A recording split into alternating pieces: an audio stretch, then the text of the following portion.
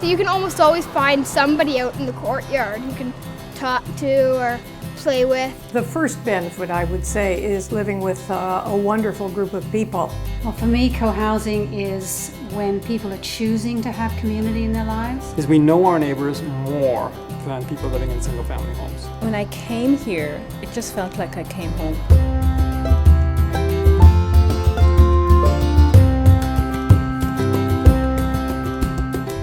In the early 70s in Denmark, some people were looking for a better way of living. I think they were looking for more community. Some people who went to school over there and studied cohousing came back to North America and decided that this was an excellent model for housing and community in North America. So they wrote a book about it and have become the gurus. The difference is that it's built to support a sense of community. Our attempt was to make it attractive to lots of different kinds of people. So we have single women, single men, some working, some not. We have families. And I love the kids. I wouldn't have that much exposure to kids if I wasn't living here. And what I love about here is that Ethan or Alex or any of the kids or Amber can talk to anybody else.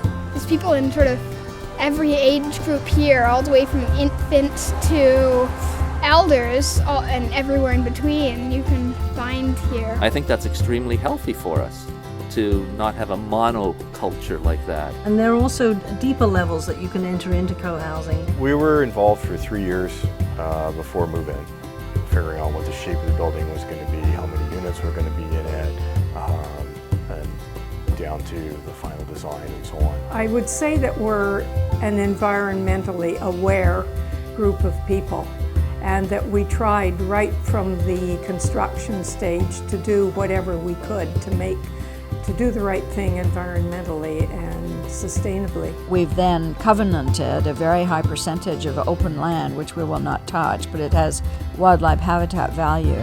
The other thing that's been really active here is car sharing.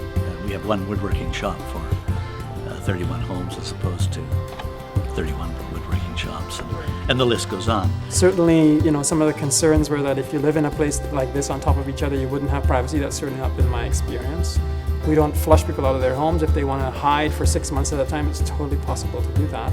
But if you wanted to interact, it's right outside your door. Different people have specialties in different areas. Some people are really great with computers, some people are great at fixing cars.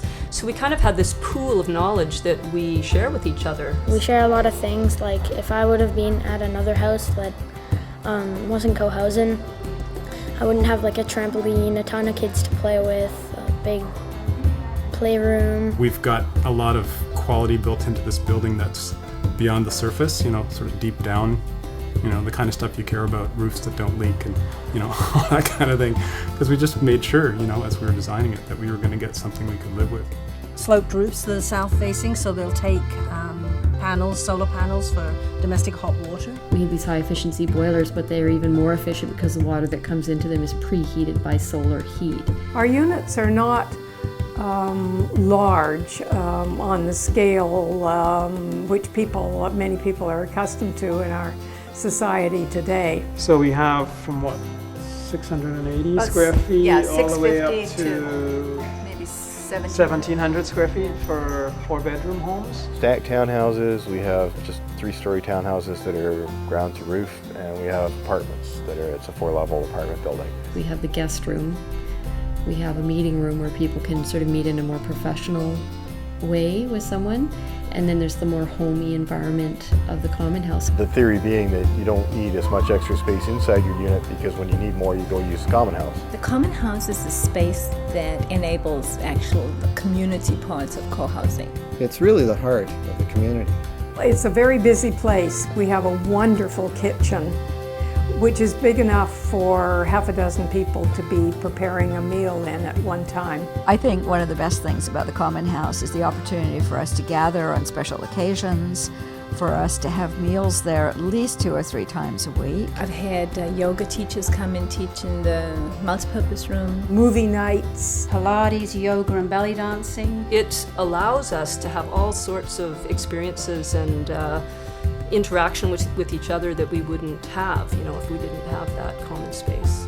The biggest benefit is that if I want to be alone, I just can can be alone. And if I want company, I just walk downstairs. Well, there's always somebody here during the day. To not be a lonely, isolated nuclear family where you have to drive your kid to somebody else's house to play with them, that sort of thing. And she's really grown up with an extended family here.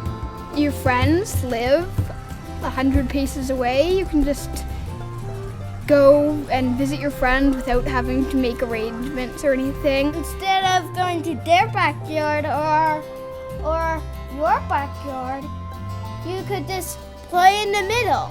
So, it takes a village to raise a child is very much what goes on here. Research says that living in community is very good for your physical health, mental health, community's health too. We don't have an expectation that we're going to be taken care of by the community, but at the same time there's a lot of willingness and energy for being there for each other. A lot of it just happens naturally. Yeah.